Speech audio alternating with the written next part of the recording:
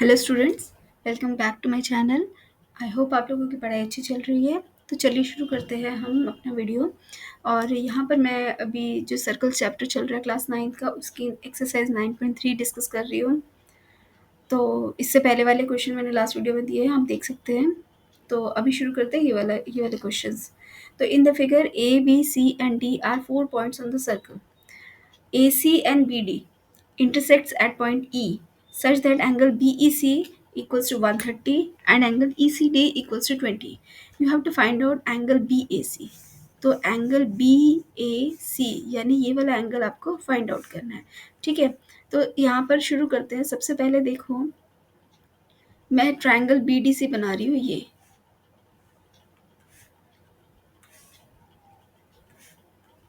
ठीक है, ये BDC बना और यहाँ से एक लाइन निकल रही है, ये सपोज A है।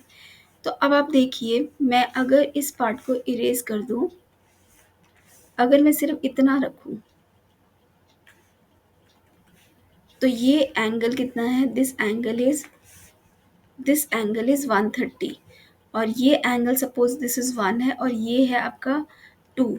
तो angle 1 plus angle 2 is equal to angle BEC। क्यों होगा? दिस इज, आप देखिए, ये एक ट्राइंगल है, EDC एक ट्राइंगल है और ये इसका एक्सटर्नल एंगल है। एक्सटीरियर एंगल प्रॉपर्टी से हम कह सकते हैं कि एंगल 1 प्लस 2 जो है एंगल BEC के इक्वल है।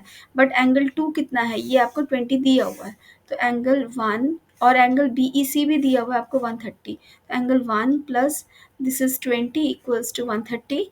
तो एंगल 1 आ जाएगा आपका 130 माइनस 20 यानी कि 110। तो आपका एंगल 1 ये वाला एंगल आ गया, this angle 1 is equal to 110। This is 110, ये आपका आ गया। तो अब आप समझ ही पा रहे, देखिए ये अगर BC जो है आपका लाइन, आपका आर्क हम कंसिडर कर रहे हैं, तो यहाँ पर ये एंगल और ये एंगल इक्वल होंगे। Angle on the same segment BAC is equals to angle BDC। तो क्या property? Angle on the same segment. तो यहाँ से हमारा जब BDC हमारा अगर 110 है तो एंगल BAC भी हमारा 110 होगा। तो दिस इज अवर आंसर। ठीक है, तो ये आ गया हमारा 110। ओके, देखते हैं हमारा next question. ABCD is a cyclic quadrilateral whose diagonals intersects at point E. Angle DBC equals to 70, BAC equals to 30. Find BCD. तो सबसे पहले तो मैं यहाँ पर सर्कल ड्रॉ करती हूँ। तो ये सर्कल है, यहाँ पर ABCD is a cyclic quadrilateral यानी it is with in the circle. This is ABCD और इसके दो डायगोनल्स जो है इंटरसेक्ट कर रहे हैं एट पॉइंट E।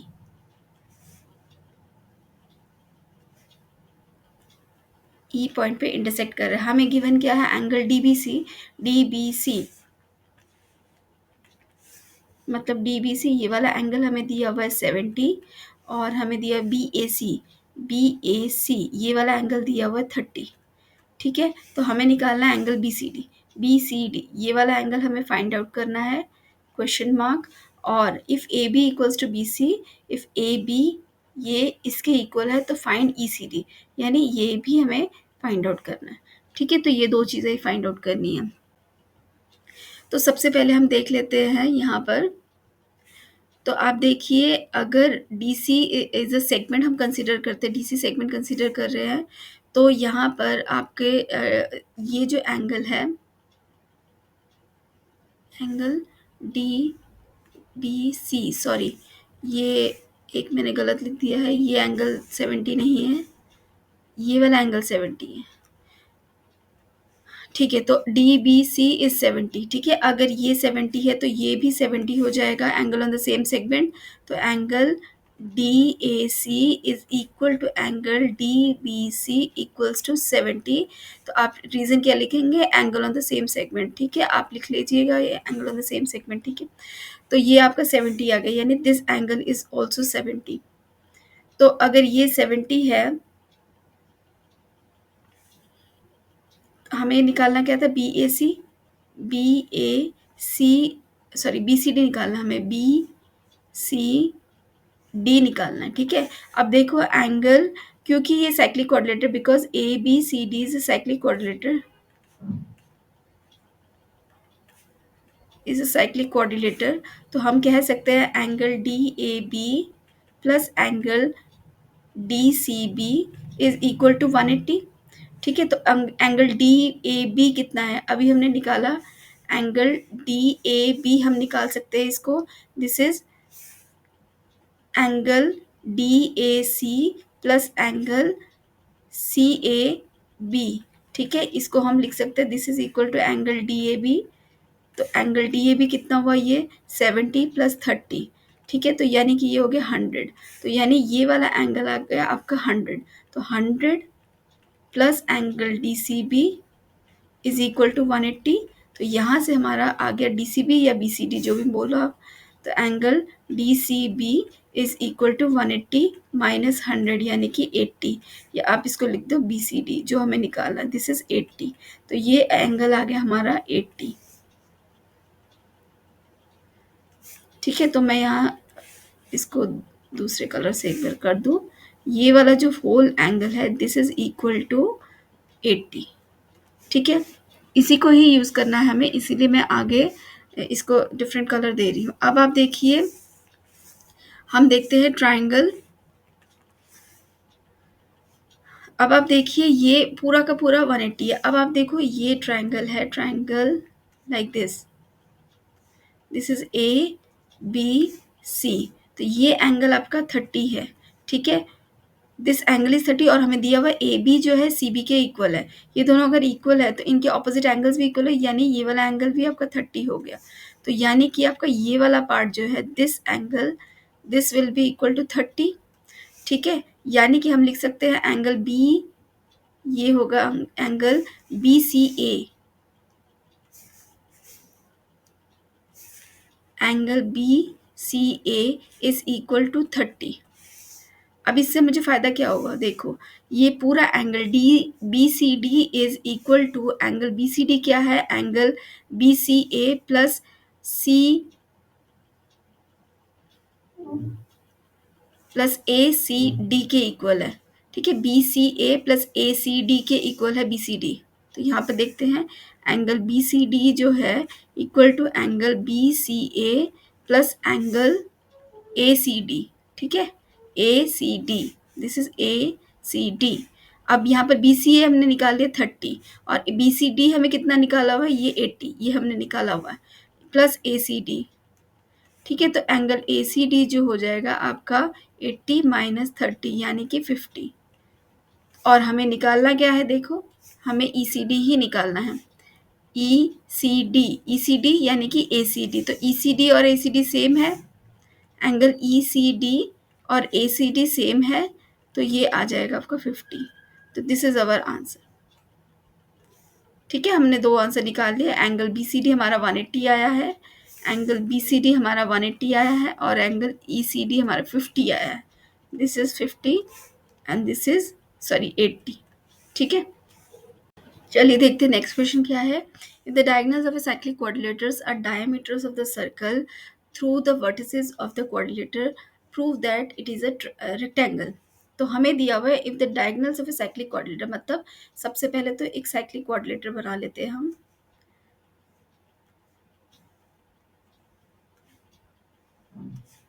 तो ये हो गया एक cyclic quadrilateral A B C D, ठीक है। और इसके जो डायमीटर, इसके जो डायगोनल्स है, डायगोनल्स जो है इसके डायमीटर्स है, यानी कि it is passing through the centre, तो मान लो ये ओ है, ठीक है। तो डी बी जो है, D B and A C are the diagonals, तो हमें पता है जब डी बी और कोई भी डायगोनल है, मतलब अगर सपोज करो ये एक लाइन है, ये डायगोनल है, तो ये एंगल कितना बनाती है, ये सेगमेंट पर कितना एंगल बनाती है, ये अगर 180 है तो ये कितना आ जाएगा 90, तो आपका एंगल सपोज मैं डी बी कंसिडर कर रही हूँ, तो एंगल डी ए बी जो है कितना आ जाएगा, ये 90 हो गया, दिस एंगल इज 90, ठीक है। सिमिलरली अगर ए सी को मैं कंसिडर करती हूँ diameter, A C is a diameter तो क्या आ जाएगा, ए सी अगर डायमीटर है तो ये वाला एंगल कितना हो जाएगा 90, therefore angle A B C is 90। इसी तरह से आप इसको भी कह सकते हैं, डीबी को कंसिडर करके आप ये भी कह सकते हैं कि एंगल डी सी बी जो है वो भी 90 है, और एंगल ए डी सी जो है वो भी 90 है। तो ऑल एंगल्स आपके 90 आ, तो ऑल एंगल्स इसके 90 डिग्री आ गए। ठीक है, तो अगर ऑल एंगल्स 90 डिग्री आ गए तो ये भी हम बोलेंगे कि जो इसके इसके जो ऑपोजिट साइड देखिए, angle A is equal to angle C, और एंगल बी जो है वो एंगल डी के इक्वल है। तो ये क्या प्रूव करता है, ऑपोजिट एंगल्स अगर इक्वल है किसी भी क्वाड्रिलेटर के तो ये एक पैरेललोग्राम हो गया, यानी कि हम लिख सकते हैं A B C D is a parallelogram. और ऑल्सो ऑल एंगल्स अगर 90 डिग्री है तो देयरफॉर बिकॉज एंगल ए जो है, आप ऐसे लिख लो, angle A is equals to angle B is equals to angle C equals to angle D, all angles equals to 90 degree, therefore A B C D is a parallelogram और A B C D is a rectangle. तो ये parallelogram बनाना हमें prove करना ज़रूरी है, क्योंकि parallelogram होगा तभी हम उसको रेक्टेंगल बनाएंगे। ठीक है, तो ये ज़रूरी होता है। एनीवे, तो ये हो गया आपका, ये वाला क्वेश्चन हो गया। ओके, नेक्स्ट क्वेश्चन है, if the non parallel sides of a trapezium are equal prove that it is a cyclic quadrilateral, मतलब इट इज साइक्लिक। ठीक है, तो साइक्लिक प्रूव करने के लिए हमें क्या, सबसे पहले तो मैं एक ट्रेपेजियम बनाती हूँ यहाँ पर।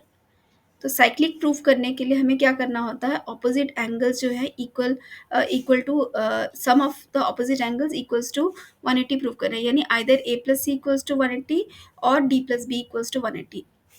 तो यहाँ प्रूफ क्या करना है, to prove either A plus C equals to 180 और D plus B equals to 180, दोनों में से कोई भी एक प्रूव कर दे तो चलेगा। ठीक है, तो हमें ये प्रूव करना। अब यहाँ पर गिवन क्या है, non parallel sides of a trapezium दोनों इक्वल है, ये हमें दिया हुआ है। यहाँ पर हम एक कंस्ट्रक्शन करेंगे, तो यहाँ पर हम एक परपेंडिकुलर ड्रॉ करेंगे on A B from point D. एक एक परपेंडिकुलर सपोज करो ये पी हो गया, और एक परपेंडिकुलर सपोज करो क्यू हो गया। ठीक है, तो draw D P perpendicular to A B and C Q perpendicular to A B again. ठीक है, दो परपेंडिकुलर्स हो गए, परपेंडिकुलर यानी ये 90 डिग्री हो गया। अब हम देखेंगे, अब प्रूफ शुरू करते हैं। तो प्रूफ में क्या होगा हमारा, हम लेंगे triangle A P D and triangle B Q सी।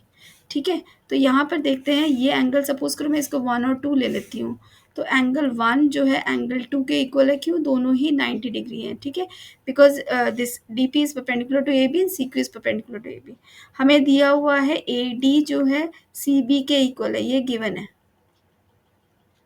और थर्ड क्या लेंगे, तो देखो दो अगर पैरेलल लाइंस हैं, दोनों का जो डिस्टेंस होगा वो भी आपका सेम होगा, तो इसीलिए distance between two parallel lines are equal, तो therefore D P is equals to C Q.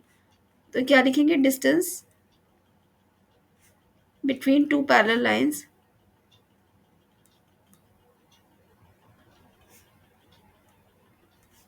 Are equal. ठीक है, ये लिखना है हमें। तो ये दोनों इक्वल है, therefore triangle A P D जो है ये हो गया congruent triangle B Q C के, बाय विच प्रॉपर्टी, देखो ये आ गया आपका R H S. Angle one जो है आपका एंगल 2 के इक्वल है, तो दिस इज 90 डिग्री यानी right angle. Then angle A P जो ए डी जो है सी बी के इक्वल है, और ए पी जो है आपका इक्वल है क्यू बी के।